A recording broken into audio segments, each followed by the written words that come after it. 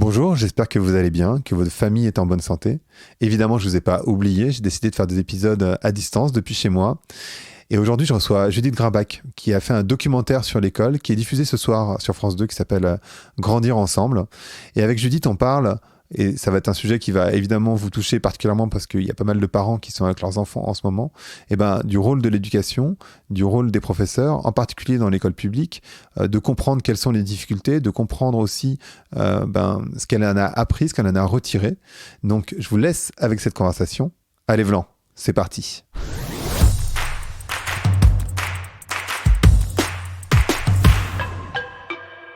Bonjour à toutes et bonjour à tous. Bonjour Judith. Bonjour Greg. Est-ce que tu es en forme? Ça, c'est la première question la plus Écoute, importante. tout va bien. Et toi? Bon, bah écoute, ça va pas trop mal. Tu as fait plusieurs documentaires, 2 documentaires sur l'école. Il y a le deuxième qui va être diffusé ce soir sur France 2. C'est très étrange parce que je fais jamais vraiment d'épisodes comme ça au pied levé sur, sur Vlan. Mais je suis ravi de le faire avec toi.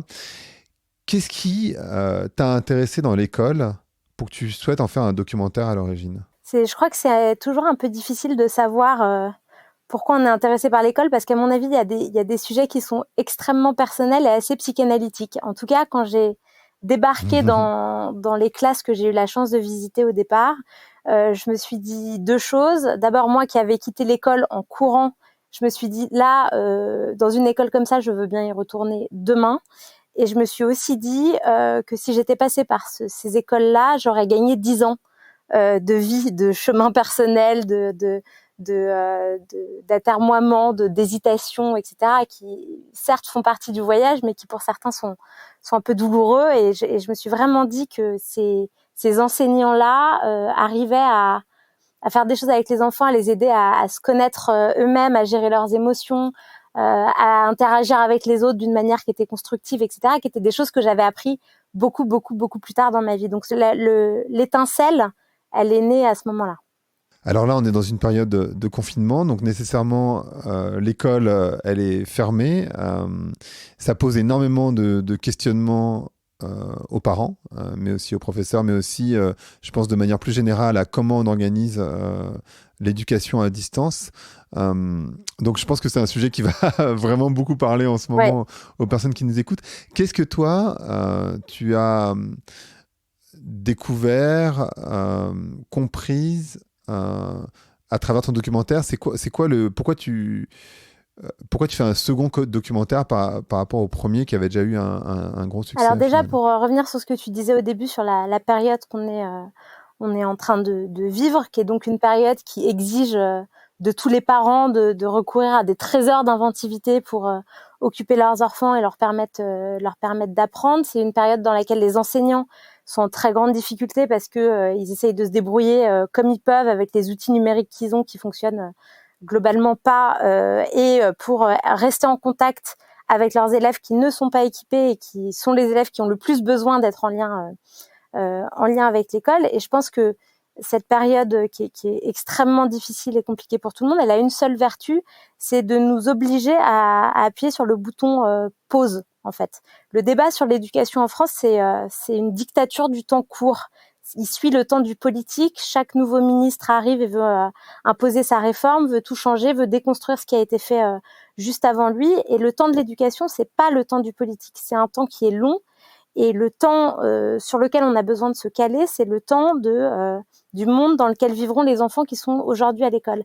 Et ça nécessite un débat de fond, une réflexion profonde et un débat de société, en fait, qui inclut absolument tous les acteurs, que ce soit les enseignants, mais aussi tous les autres membres de la communauté éducative, et les parents et les enfants, etc. Et je pense qu'on a absolument besoin de prendre ce temps, de réfléchir ensemble et d'avoir ce débat pour construire l'école dont on a envie, et surtout l'école dont on a besoin. Pourquoi un second documentaire? C'est parce qu'en fait, le premier, il s'est fait presque par hasard. Il s'est fait à partir d'une commande au départ de 4 vidéos de 3 minutes grâce à l'association Ashoka, et on l'a fait un petit peu avec des bouts de ficelle, c'est-à-dire qu'on a tourné des images qui au départ étaient destinées à des petites vidéos, et de tout ça, on a fait un film. Et donc, nécessairement, et aussi parce que c'était mon premier film, il y a plein de choses qui comment dire, même si je l'adore ce film et que je ne le renie absolument pas, il y a plein de choses qui étaient améliorables, infiniment améliorables. Et par ailleurs, à force aussi de faire des projections débats, parce qu'il y en a eu beaucoup autour du film, d'en parler, de faire des conférences et tout ça, ma réflexion sur le sujet, qui n'est pas une réflexion d'experte, a évolué. Donc par exemple, dans Une idée folle, il y avait des écoles publiques et des écoles privées, et je me suis rendu compte que même si je sais qu'il se passe des choses merveilleuses dans l'école privée et qu'il y a des gens formidables dans l'école privée, si on veut vraiment transformer le système éducatif et si on veut vraiment garantir une égalité réelle entre les enfants, c'est l'école publique qu'il faut transformer. Et que pour transformer l'école publique, il valait mieux montrer de l'école publique. Et encore plus, il valait mieux montrer les endroits où c'était finalement le plus compliqué. Donc en fait, là, j'ai choisi de tourner pendant une année scolaire entière dans 3 classes de 3 régions différentes et de 3 niveaux différents. Il y a une classe de primaire en Gironde, une classe de collège à Perpignan et une classe de lycée au Bourget dans le 93, qui sont des classes qui sont finalement aussi ordinaires qu'extraordinaires. Et j'ai voulu montrer des enseignants et des élèves qui, malgré toutes les difficultés, cherchent, essayent, se trompent, recommencent. Et en fait, je voulais montrer comment des enfants et des adultes grandissent ensemble dans une classe, sur le temps long, alors que dans le premier film, on était sur des temps plutôt courts. C'est plutôt un manifeste, finalement. Parce qu'effectivement, ce qu'on a tendance à reprocher à toutes les écoles Montessori et autres, c'est que c'est des écoles privées euh, et que nécessairement la majorité des gens n'y ont pas accès. Et donc là, ce que toi, tu as voulu faire, c'est aussi, enfin, c'est principalement aller dans de l'école publique et quasiment, enfin d'ailleurs, c'est exclusivement de l'école publique au final. Mais c'est exclusivement de l'école publique et surtout, en fait, on se rend pas compte du nombre d'initiatives extraordinaires qui existent au sein de l'école publique. On a tendance, il y a un phénomène un peu médiatique autour du privé et Montessori particulièrement, alors que dans l'école la plus petite école de quartier voilà, il se passe des choses merveilleuses. Donc moi, ce que je veux faire, c'est mettre en lumière finalement ces initiatives et ces enseignants qui sont très nombreux, qui sont partout sur le territoire et auxquels j'ai en fait envie de rendre hommage parce que ils sont incroyablement engagés, ils sont extrêmement créatifs et ils sont très courageux. Et il y a énormément d'enseignants en France aujourd'hui qui se sentent seuls, qui se sentent démunis et qui même parfois se sentent souvent méprisés aussi bien par la société que par l'institution. Donc je pense que c'est très très important de les mettre en valeur, de leur dire merci.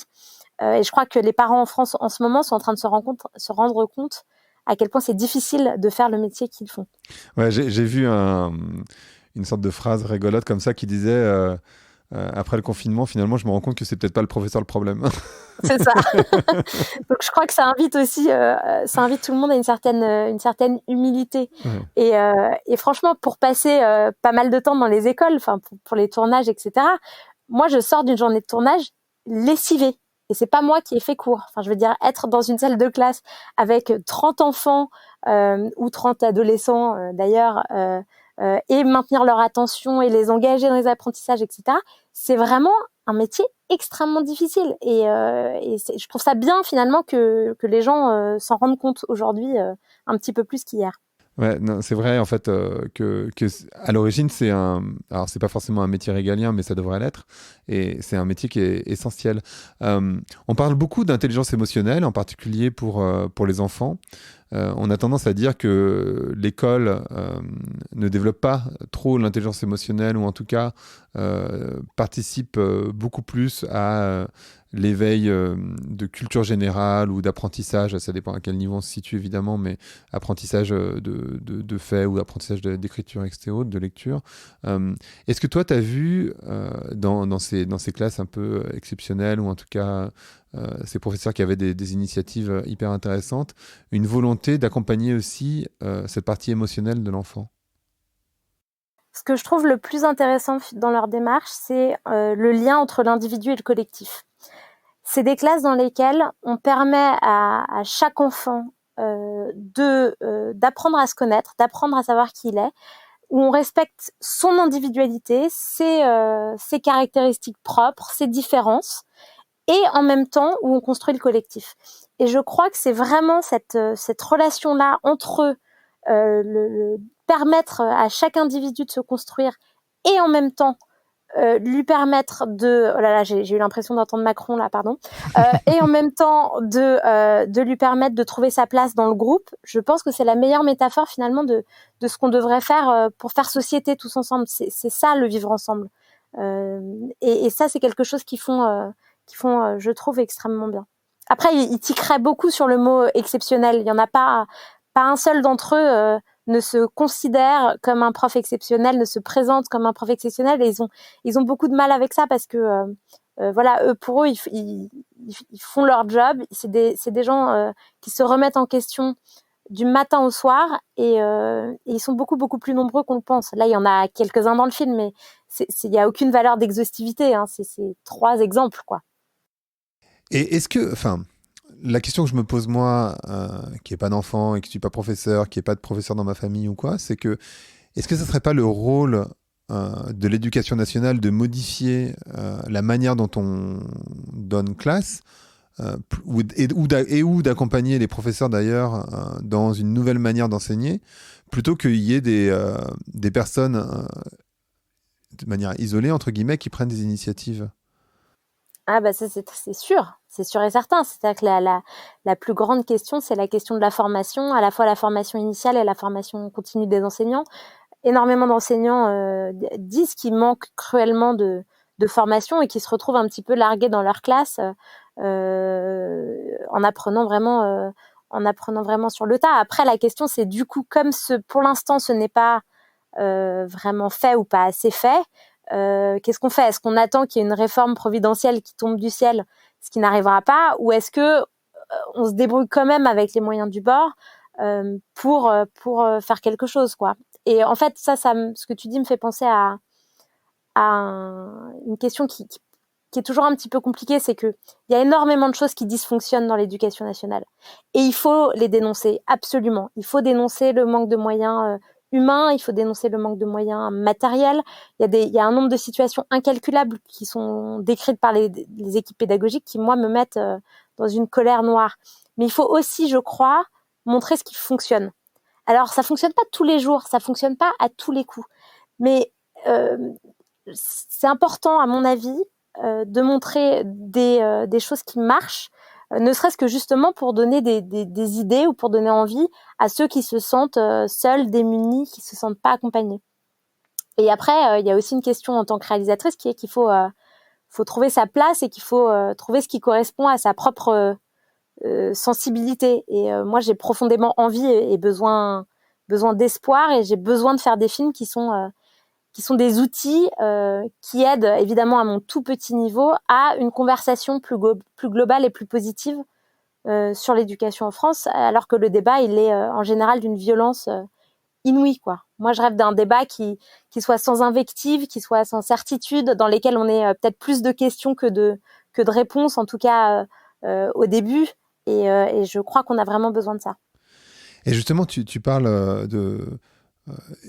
on parle d'éducation. Est-ce que ce documentaire, il peut avoir valeur de, pas d'exemplarité, certainement pas, parce qu'on disait tout à l'heure qu'il n'y a personne d'exceptionnel, mais en tout cas, est-ce que ça peut servir peut-être à d'autres professeurs ou peut-être à d'autres parents de savoir comment ils pourraient peut-être faire autrement?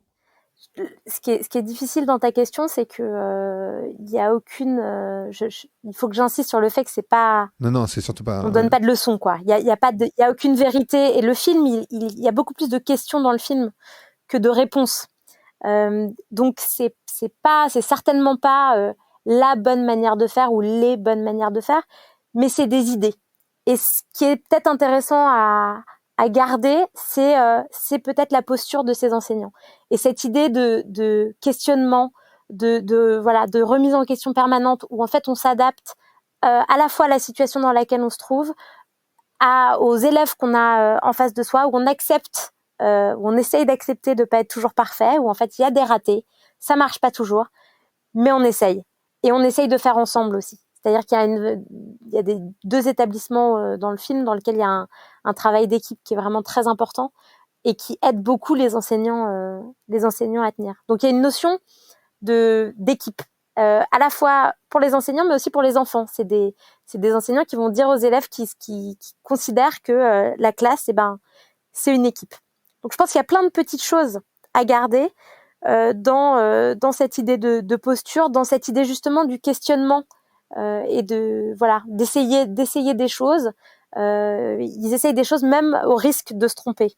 Et ça, c'est pas quelque chose qu'on apprend vraiment à l'éducation nationale quand on y est élève, et donc pas nécessairement, je crois, non plus dans la formation des enseignants telle qu'elle existe aujourd'hui. Et peut-être qu'on aurait quelque chose à gagner à avoir peut-être moins peur de se tromper, même si je conçois que c'est absolument terrifiant quand on est en face d'une classe. Hein. Je ne le suis pas, donc je ne donne de leçons à personne. C'est sûr. C'est quoi les choses que tu as retenues le plus enfin, pas forcément de ce documentaire-là d'ailleurs, mais de toutes tes expériences en classe ou à suivre des professeurs, à arpenter justement un certain nombre de collèges, de lycées, d'écoles primaires. C'est quoi qui te marque le plus au final ou c'est quoi les choses que tu retiens le plus? Ce qui me marque le plus, je crois, c'est à quel point des enseignants qui ne se connaissent pas, qui habitent aux quatre coins de la France, dont les élèves n'ont pas le même âge, n'ont pas la même origine sociale, ont parfois une conception quasi identique de leur rôle et de leur métier. C'est-à-dire qu'il y a une espèce de communauté d'esprit où, au montage, si j'avais voulu jouer à ça, j'aurais pu faire terminer les phrases de l'un par l'autre. Il y a vraiment quelque chose de franchement d'assez beau à voir cette symbiotique. Je sais pas comment l'appeler à part communauté d'esprit, mais ça c'est une des choses. La deuxième, c'est qu'on a beaucoup tendance, je crois, dans la société de manière générale, à sous-estimer les enfants, à penser qu'un enfant ça se sait pas encore, qu'on sait toujours mieux qu'eux, etc. Et ce dont je me suis rendu compte dans cette classe, et ce dont ces enseignants se sont rendus compte il y a très longtemps, c'est que les enfants ont énormément de choses à dire, énormément de choses à proposer, si on leur en laisse l'opportunité. Et que c'est la meilleure façon de construire une société qui serait vraiment différente demain, c'est de les engager à y participer tout de suite. Et c'est ce qui se passe notamment dans la classe d'Amélie, qui est l'enseignante de primaire, quand elle fait un projet avec eux pour repenser l'école justement de demain. Et plus on fait confiance aux enfants, plus ils arrivent à faire des choses absolument extraordinaires. L'idée, c'est de s'interroger vraiment sur le rôle et le sens de l'école, sur quel monde on a envie de construire tous ensemble. En fait, ça dépasse finalement le sujet de l'école et le sujet de l'éducation. C'est vraiment penser à l'avenir et se demander dans quel monde on a envie d'évoluer. Et ça, c'est quelque chose qui, je crois, sous-tend finalement le projet de tous ces enseignants-là. Mais justement, la crise qu'on est en train de vivre, elle remet en cause énormément de choses. On se rend compte que finalement, on a une très forte interdépendance mondiale, mais aussi une très forte dépendance au niveau local. On se rend compte à quel point les gens qu'on ne voyait pas, c'est-à-dire les éboueurs, mais aussi les postiers, mais aussi les chauffeurs de bus, les infirmières, les docteurs et donc les professeurs, sont essentiels au bon fonctionnement de la société. Peut-être que c'est le moment justement de repenser le rôle de toutes ces fonctions qui sont essentielles pour nous et pour chacun. Oui, j'en rêve en fait, mais j'ai lu Claire Marin qui était interviewée dans Le Monde, je crois que c'était hier ou avant-hier. Le titre de l'article m'a frappée. Elle disait « Face à la catastrophe, on se rassure en la considérant comme une parenthèse plutôt qu'un avertissement. » Et en fait, je trouve ça très juste, c'est-à-dire que quelque part, j'aimerais bien que ça nous serve à quelque chose. J'aimerais bien que ce moment extrêmement difficile qu'on traverse, et là, je veux dire, là, on est le 25 mars, je le précise parce que c'est important on ne sait pas ce qui va se passer un peu plus tard. Et je pense que la crise qu'on est en train de vivre, on a vraiment intérêt à en tirer toutes les conséquences et à ne pas, dès qu'elle sera terminée, ou en tout cas dès qu'elle sera entre parenthèses, se remettre à tout faire comme avant, quoi, en oubliant totalement justement les questions qu'on s'est posées quand on était tous confinés. Et qu'est-ce que tu aimerais que les gens qui regardent le documentaire retiennent? Parce qu'en fait, il y a aussi ça, quand on crée un document, on a envie que les personnes qui le euh, consomment d'une certaine manière en retirent quelque chose. Pour toi, c'est quoi le message essentiel? Le message essentiel pour moi, c'est que l'école, même si elle est évidemment un endroit où on doit apprendre à lire, à écrire, à compter, où on doit apprendre l'histoire, on doit apprendre la culture générale, etc., même si tout ça, c'est absolument fondamental, ce que je voudrais qu'on retienne, c'est que l'école n'est pas que un lieu de transmission de connaissances. Et je crois que ce que ce film montre, c'est l'humanité de l'école, c'est-à-dire l'importance de la relation. On voit dans ce film énormément de moments où les enseignants sont en tête-à-tête, par exemple avec des élèves dès qu'ils le peuvent. Et ça, il y a ils ont des façons d'organiser ça dans la classe, mais c'est des enseignants qui construisent avec leurs élèves une relation qui est une relation extrêmement soutenante. Ça n'empêche pas qu'il y a un cadre extrêmement défini, voire parfois très strict, comme à Perpignan avec Olivier, comme vous le verrez dans le film. Mais c'est aussi des enseignants qui sont extrêmement à l'écoute de leurs élèves et qui, comme le dit Amélie, qui est l'enseignante de primaire, construisent une âme collective dans leur classe. Ça, pour moi, c'est l'un des messages les plus essentiels. Dans une période où on nous parle beaucoup de neurosciences, etc., ce qui est très intéressant, mais je veux dire, je crois qu'on a tendance à négliger cette partie-là, qui est absolument fondamentale. Et je sais pas si tu as été en contact avec certains de ces professeurs pendant cette période-là, pendant enfin, cette dernière semaine de confinement. Oui, bien sûr. Ouais. Comment ils vivent, eux, ce confinement et le fait de devoir faire des cours à distance, donner aux parents, enfin, le fait finalement de soutenir les parents dans le rôle d'éducation? Ceux à qui j'ai parlé, c'est-à-dire ceux du film et quelques autres, sont d'abord débordés, c'est-à-dire qu'ils travaillent énormément. Et ils sont tristes d'abord de plus voir leurs élèves, c'est-à-dire que c'est quand même des gens qui font ce métier-là par passion, donc ils sont profondément tristes de plus être en contact face à face avec leurs élèves, et ils sont quand même pour certains très en colère que les outils ne fonctionnent pas. Ils sont très en colère parce qu'ils savent que cette crise va pénaliser certains beaucoup plus que d'autres. Là, on a vu par exemple aujourd'hui que dans le Haut-Rhin, des familles qui n'étaient pas équipées d'ordinateurs sont venues chercher des polycopiers à l'école, et que du coup le coronavirus s'est transmis comme ça dans la région.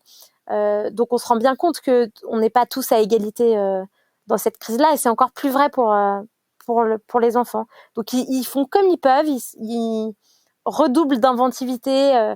J'ai un ami formidable qui a créé par exemple un journal du confinement collectif avec ses élèves, sur lequel ils écrivent tous chacun tous les jours, et c'est des écrits qui se répondent, et c'est au lycée, et c'est absolument bouleversant à lire. Voilà, donc ils essayent d'inventer des choses qui vont au-delà juste de faire classe devant un écran, parce que ça, on sait très bien que ça a vraiment ses limites, quoi.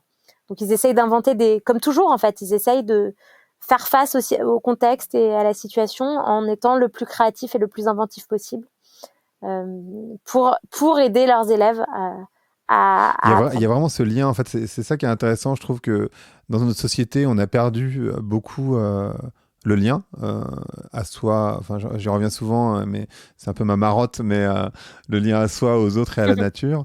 Et en fait, toi, depuis le début, tu parles beaucoup finalement du lien entre les professeurs et les élèves, mais aussi entre les élèves entre eux. Finalement, ce qui est vrai, ce qui est une évidence, mais et entre les enseignants, et puis entre les enseignants aussi. C'est que l'école, c'est un lieu de sociabilité avant même d'être un lieu d'apprentissage finalement, parce qu'on apprend aussi à être les uns avec les autres. Est-ce que il y a des méthodes, je ne sais pas si méthode c'est le bon terme, non, parce qu'en même temps tu veux pas donner de leçons, donc on va pas parler de méthode, mais surtout que je suis pas enseignante, moi. Non, mais surtout que tu n'es pas enseignante. Voilà. Mais je sais pas si tu as vu des choses peut-être qui t'ont marqué, peut-être pas donner des conseils, mais en tout cas des choses qui t'ont marqué sur les différentes expériences que tu as pu avoir? Il y a un exemple qui est très parlant dans le film, qui est un moment de crise que je vais pas raconter en détail, enfin qui est un moment de post-crise en fait, de résolution de conflit. Et en fait, typiquement, c'est pas des classes où il y a pas de conflit, c'est pas des classes où il y a pas de crise, c'est pas des classes où un enseignant ne peut pas craquer à un moment et hurler alors qu'il aurait préféré rester calme. Ça arrive aussi dans ces classes-là, mais c'est des classes dans lesquelles on en parle après. On en parle pour que ça n'arrive plus, ou que ça arrive moins, ou que tout le monde comprenne ce qui s'est passé, pour qu'on en tire des leçons et pour que tout le monde puisse avancer. Ça, c'est par exemple quelque chose de très marquant. C'est, comme je te le disais, des classes dans lesquelles, dès qu'on peut, on essaye de créer des moments de relations privilégiées. Donc, par exemple, au collège à Perpignan, il y a des petits entretiens individuels tous les trimestres pour se fixer un défi pour le trimestre d'après, pour se mettre un objectif personnel et individuel. Il y a le fait de faire des projets, ça crée des liens parce qu'en fait, l'idée, c'est de faire travailler les élèves entre eux, ensemble, pour construire des choses ensemble, et ça, on sait que ça tisse des liens. Il y a évidemment à Perpignan, qui est une classe, c'est des classes coopératives, donc c'est-à-dire que la coopération est vraiment au centre du dispositif pédagogique. Donc, c'est des classes dans lesquelles il y a un grand nombre d'heures par semaine où les élèves sont encouragés à s'aider les uns les autres sur les matières, par exemple, où ils sont plus à l'aise. Donc, ils vont être des personnes ressources sur les mathématiques, le français, l'histoire, parce qu'eux, ils sont bons dans cette matière. Et puis, peut-être, le même élève se fera aider sur une autre matière dans lequel il est moins fort. Donc, ça permet des relations d'entraide, ça permet des relations d'empathie. Et ça leur permet aussi de mieux apprendre parce qu'en fait, quand on reformule pour quelqu'un d'autre ce qu'on a appris, on apprend mieux. Donc ça passe ce soir sur France 2. Alors il y aura peut-être des gens qui vont écouter ce podcast plus tard. J'imagine que le documentaire sera disponible en replay, tu sais ou pas ou... Oui, absolument. Donc ça s'appelle Devenir grand, c'est ça? Oui. Je me trompe pas. Devenir grand. Devenir grand parce que c'est devenir grand ensemble, j'imagine, professeurs et élèves. En fait, on a beaucoup parlé des enseignants, mais c'est vrai qu'il y a aussi toute la partie de la voix des enfants qui est aussi très présente dans le film. Mais je voulais aussi montrer comment on devient grand, comment on grandit et comment l'école peut aider à devenir grand. Et donc aussi, quelles questions on se pose à 8 ans, à 11 ans, à 16 ans et comment l'école peut et peut-être même doit accueillir ces questions-là. Super. Et alors, ce podcast s'appelle Vlan. Donc, je voudrais savoir à quoi tu veux ouvrir ou claquer la porte. Je voudrais claquer la porte à la violence du débat éducatif en France. Je voudrais qu'on arrive à se parler de tout ça sans s'insulter, sans être plein de certitudes. Et je voudrais ouvrir la porte à une école qui permet à chacun de s'épanouir à la fois individuellement et avec les autres. Super. Merci beaucoup, Judith. Merci, Greg. Merci d'avoir écouté Vlan. Si vous avez aimé l'émission, n'hésitez pas à mettre des étoiles sur votre plateforme de podcast préférée. Vous pouvez aussi partager l'émission sur vos réseaux sociaux, sur Instagram Stories ou sur Facebook ou LinkedIn. Je suis Grégory Pouy. Vous pouvez me retrouver sur l'intégralité des plateformes sociales sous le nom Greg from Paris. À bientôt.